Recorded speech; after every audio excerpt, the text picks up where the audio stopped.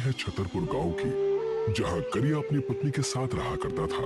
छतरपुर में बारिश न होने की वजह से जमीनें सूख सी गई थी, जिसके कारण खेतों में अनाज पैदा नहीं होता था और इस वजह से करिया अपनी पत्नी से झगड़ा किया करता था। ये क्या, आज भी सिर्फ चावल खाने में? मैं कब खाऊंगा अच्छा खाना? मुझे कुछ समझ में ही नहीं आ रहा। बड़े आए अच्छा खाना खाने वाले। अगर मैं पैसे ना बचाऊं तो चावल भी नसीब ना हो या मैं तुम्हें खिलाऊं। तुम्हारे कड़वे वचन सुनकर ही मेरा पेट भर चुका है। मैं जा रहा हूँ, नहीं खाना मुझे ये सब। करिया प्रेमा से झगड़ा करके वहां से चला गया और जाकर अपने खेत में हल चलाने लगा।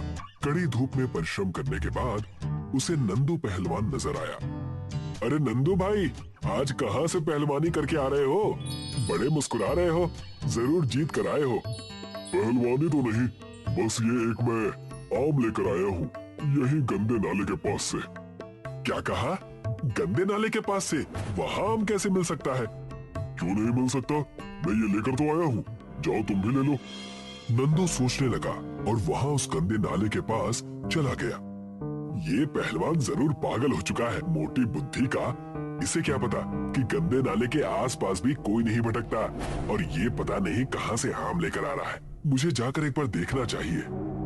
करिया उस गंदे नाले के पास चला जाता है और वहाँ की बदबू से हैरान होकर वो सोचने लगता है, यार यहाँ तो कोई नजर नहीं आ रहा। ये नंदू बुड़बक को किसने आम दे दिया? मुझे यहाँ से चलना चाहिए। लगता है वो मुझे बेवकूफ बना गया। जैसे ही करिया वहाँ से जाने लगा, उसे उसी नाले के पास से गांव के भिखारी ने आवाज, क्यों बे, आम लेने आया है? कौन हो तुम और बदतमीजी से बात क्यों कर रहे हो? मैंने ही उस पहलवान को आम दिया था। मैं कोई ऐसा वैसा भिखारी नहीं हूँ। अगर तुम मुझे मक्के की रोटी खिलाओगे तो मैं तुम्हें मुंह मांगी चीज दूंगा। मेरे पास चावल खाने के पैसे नहीं है और तुम मक्के की रोटी मांग रहे हो? तो तुम्हारी हालत मुझसे भी खराब है लगता है। भिखारी के इतना कहते ही करिया को क्रोध आने लगा और तब करिया ने भिखारी से कहा, तुम इतना कैसे बोल लेते हो? चलो मैं तुम्हें तुम्हारी मनपसंद मक्के की रोटी खिलाता हूँ। करिया उस भिखारी को लेकर एक छोटे से ढाबे पर गया और वहाँ जाकर उसे मक्के की रोटी खिलाने लगा। वाह वाह, मक्के की रोटी, वाह वाह, मक्के की रोटी, सरसों दा साग, चलेगी जिंदगी बिल्कुल बाग बाग। वाह वाह, देखा तुमने, मैं तो गायक भी हूँ।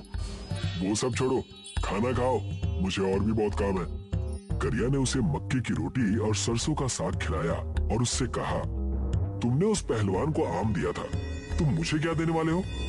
इमली, मैं तुम्हें इमली देने वाला हूँ।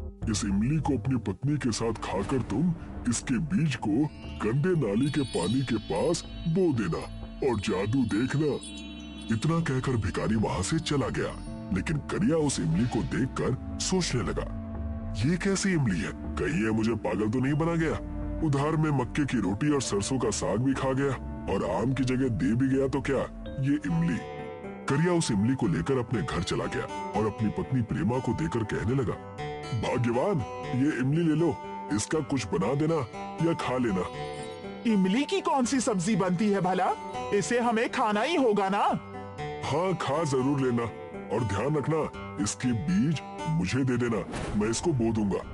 खेतों में कुछ बोना हो तो मुंह फूल जाता है और तुम चले इमली बोने के लिए। वाह, इतने मेहनती कब से हो गए? लो अब तुम्हारा झगड़ा शुरू। चलो जाओ घर के काम करो। प्रेमा ने इमली खा लिए और उसके बीज को करिया को थमा दिया। करिया उस गंदे नाले के पास फिर से चला गया और वहां जाकर उस इमली के बीज को बोने लगा, ठीक नाले के पास। ये हो गया इमली बोने का काम पूरा। कल सुबह आकर देखता हूँ ये कितना बड़ा पेड़ बनेगा। दूसरे दिन सुबह करिया उस इमली के पेड़ के पास गया और वहां जाकर दंग रह गया। इमली का पेड़ एक ही दिन में बहुत बड़ा बन गया था, जिसमें खूब सारे इमली भरे हुए थे, जिसे देखकर वो सोचने लगा, ये कैसे हो सकता है भला? कल ही मैंने बीज बोए थे और आज इमली का पेड़ इतना बड़ा कैसे हो गया? जरूर कोई ना कोई बात तो है और इस पर इतनी सारी इमलियां नजर आ रही हैं। मुझे इमली तोड़ने होंगे।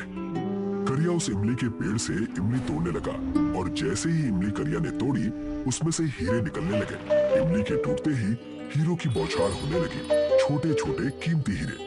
उन हीरों को देखकर करिया चौंक गया। ये हीरे कैसे हो सकते हैं? हाय, मैं माला माल हो गया, कमाल हो गया। हाय, यकीन नहीं हो रहा मुझे। उन इमली और हीरों को लेकर करिया उसी भिखारी को ढूंढने लगा जो कि एक मंदिर के बाहर आराम कर रहा था। क्यों आ गए ना चौंक कर मेरे पास? लेकिन ये कैसे हो सकता है? इमली के पेड़ से हीरे कैसे निकल सकते हैं? तुम कोई साधारण इंसान नहीं हो। आखिर तुम हो कौन? अरे बाबा, मैं हूँ तो साधारण इंसान ही। तुम्हें और भी हीरे चाहिए हो तो उस गंदे नाले को साफ करो। उस नाले को साफ करके ही मैंने इतना पुण्य कमाया है जिसका मैंने तुम्हें थोड़ा सा हिस्सा बांट दिया। मैं उस नाले की आज ही सफाई करूंगा और अच्छे से करूंगा और सारे हीरे ले जाऊंगा। करिया सारे हीरे और इमली ले जाकर अपनी पत्नी प्रेमा को दे देता है और प्रेमा से कहता है, अब से हमें किसी भी चीज से डरने की या तरसने की कोई जरूरत नहीं है। हमारे पास अब सब कुछ है। हे भगवान, मुझे नहीं पता था कि मेरे इमली के बीज को खाकर फेंकने से इतने हीरे मिल जाएंगे। बचपन से लेकर अब तक करोड़ों का नुकसान हो गया। वो कैसे भाग्यवान? मैं समझा नहीं। मैंने कितने सारे आम और इमली के बीज खाकर बस ऐसे ही फेंक दिए। दोनों हंसने लगते हैं और अपनी जिंदगी उस हीरे की मदद से अच्छी कर लेते हैं। पूरे 1 साल बीत जाने के बाद जब उनके पास हीरे और पैसे नहीं बचते, तब प्रेमा करिया से कहती है, क्यों ना हम दोबारा वहाँ चले, उस नाले के पास। हमारे पैसे भी अब खत्म हो चुके हैं। हम उस गंदे नाले की सफाई करेंगे, पूरी तरह से सफाई, और सारे हीरे दोबारा हासिल कर लेंगे। लेकिन लोग क्या कहेंगे कि करिया और उसकी पत्नी उस नाले की सफाई करने जा रहे हैं? छी छी, मैं नहीं करूंगा ये सब। जी, आपको मेरी कसम। करिया और प्रेमा दोनों ही उस नाले की सफाई करने लगते हैं। लोगों का गिराया हुआ प्लास्टिक कचरा उस नाले में जमा हुआ होता है। वहाँ जाकर पूरे 1 महीने तक सफाई करते हैं, लेकिन उन्हें कुछ भी हासिल नहीं होता, जिससे दोनों चिंतित हो जाते हैं। यहाँ तो हमें अब कुछ नहीं मिल रहा। सारी जमीन, जायदाद, घर सब बेचना पड़ जाएगा हमें, अगर आज भी हीरे नहीं मिले तो। मैंने तुमसे कहा था ना कि हमें कुछ करने की जरूरत नहीं है, लेकिन तुमने मेरी एक ना सुनी। लो देखो, हो गया ना।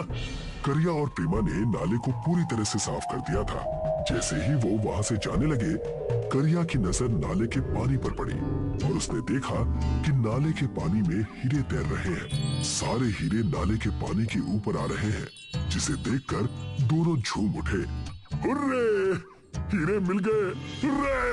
मैंने कहा था ना तुमसे कि हीरे मिल जाएंगे। देखो, हो गया ना। हमने थोड़ी सी प्रकृति क्या साफ की, हमारी जिंदगी बदल गई।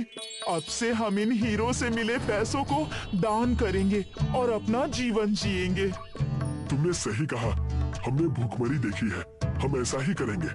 प्रेमा और करिया दोनों ही उस हीरे के नाले की मदद से खुश रहने लगे और लोगों की सेवा करने लगे और अपना जीवन खुशी खुशी बिताने लगे।